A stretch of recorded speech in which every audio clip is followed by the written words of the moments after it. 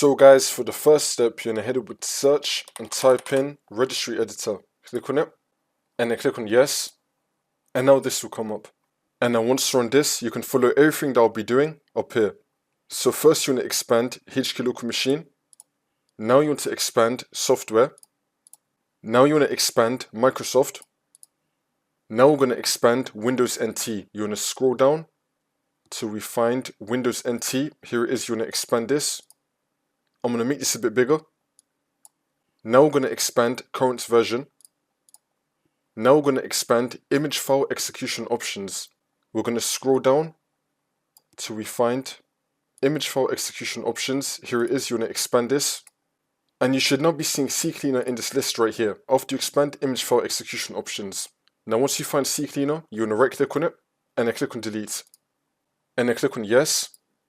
And now for the last step, you just want to restart your computer and then the problem should be fixed.